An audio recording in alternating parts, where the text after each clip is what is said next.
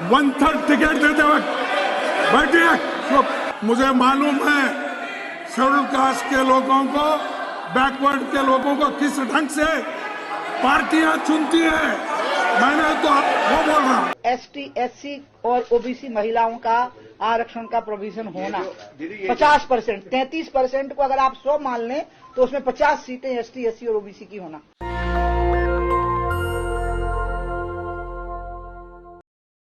आखिर अपने तो अपने होते हैं। सोचिए, उमा भारती ने कहा है कि अगर ओबीसी आरक्षण महिला बिल में नहीं लाया है, ओबीसी बगावत कर देगी। जिस ओबीसी ने हमें सत्ता तक पहुंचाया, जिस ओबीसी हमारे भरोसे बैठा था, हमने उस ओबीसी को छोड़ दिया है।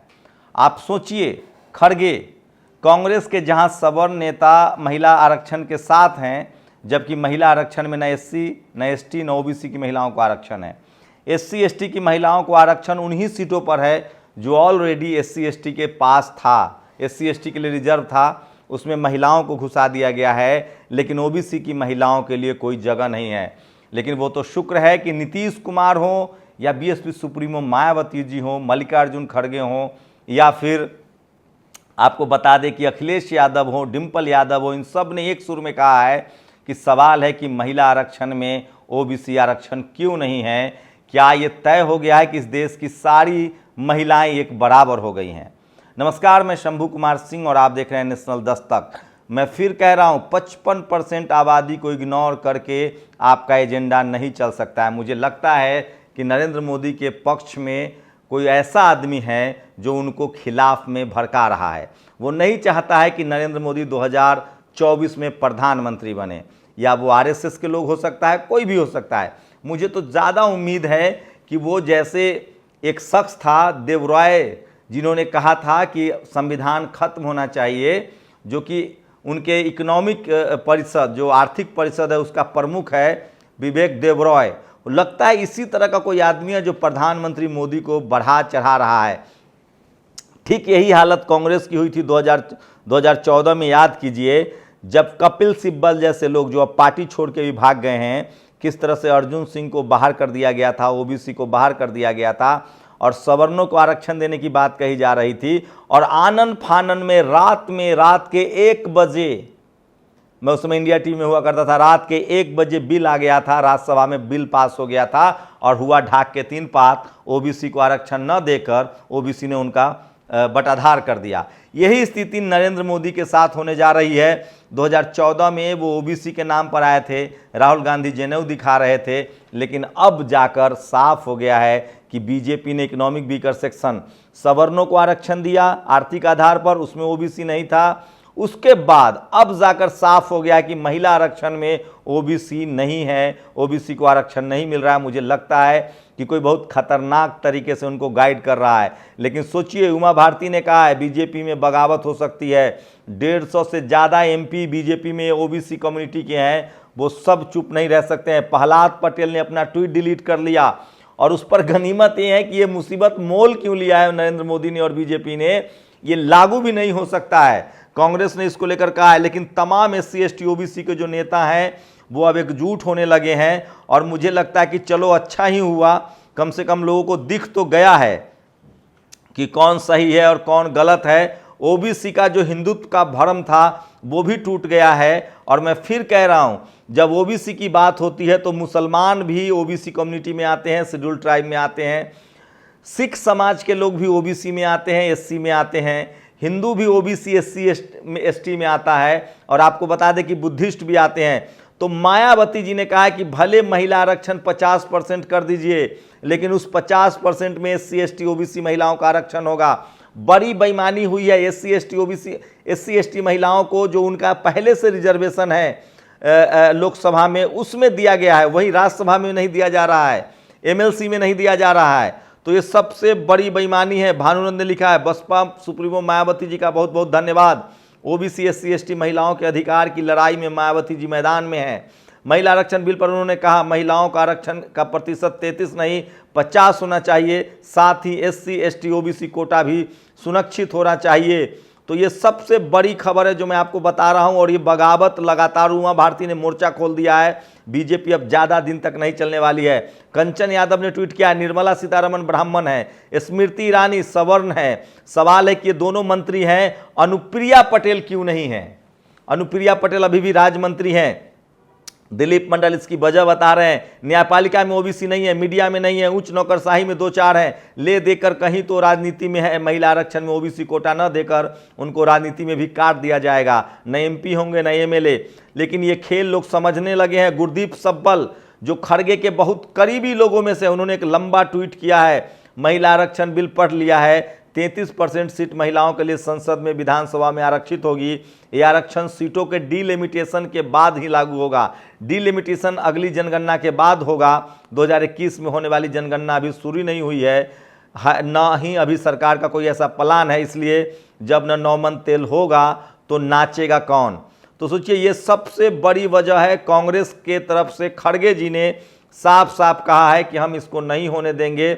लेकिन सवाल है कि जितने सवर्ण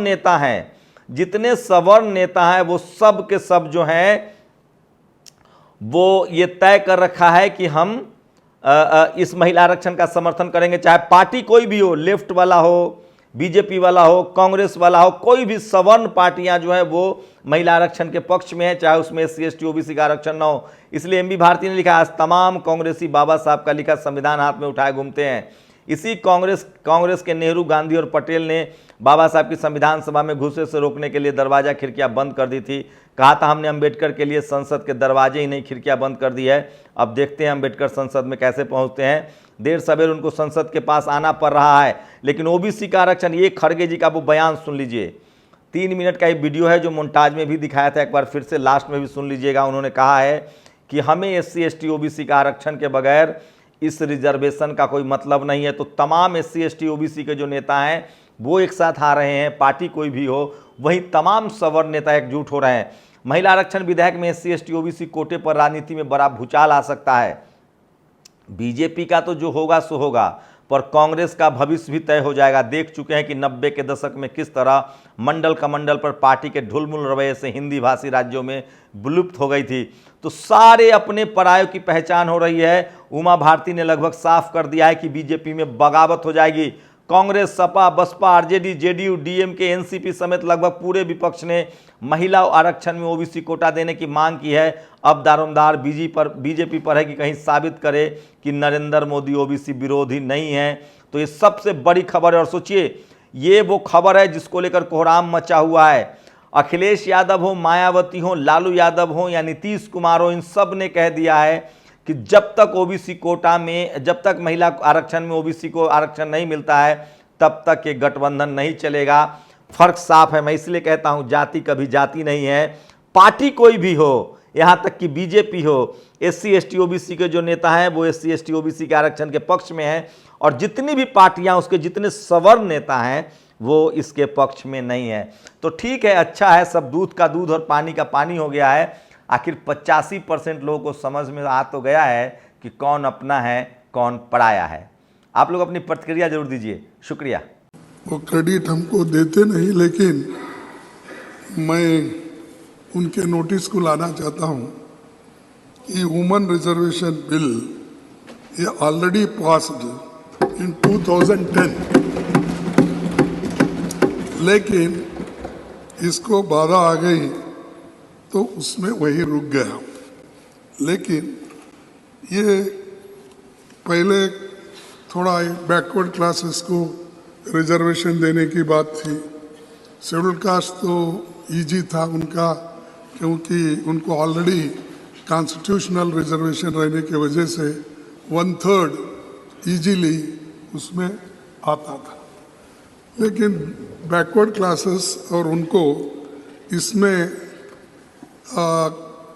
जरा थोड़ी सी आगे पीछे होने का संभव इसलिए है कि अनलेस कॉन्स्टिट्यूशनल अमेंडमेंट 1/3 बैकवर्ड को देने का अगर नहीं होता तो नेचुरली वहाँ के महिलाओं को नहीं मिलता। और अगर आप नहीं करेंगे तो सिर्फ उन बैकवर्ड क्लासेस को अन्याय होगा। क्यों अन्याय होगा कि चुन चुन के लोग ऐसा करते हैं हमेशा लेडीज के लिए, यानी बैकवर्ड क्लास के लेडीज में, शेड्यूल कास्ट लेडीज में उतने पढ़े लिखे नहीं हैं और उनकी लिटरेसी ये भी साक्षरता भी कम है। वो कम रहने के वजह से और सभी पॉलिटिकल पार्टियों का, मैं एक पार्टी बोल के नहीं बोलता, सभी पॉलिटिकल पार्टी की एक आदत है कि महिला बोले तो कमज़ोर महिला को दे देते हैं, जो सक्षम है, जो लड़ सकती है। अरे सुनो, तुमको अरे आप टिकट 1/3 टिकट देते वक्त बैठिए, यहाँ 1/3 की बात चल रही है।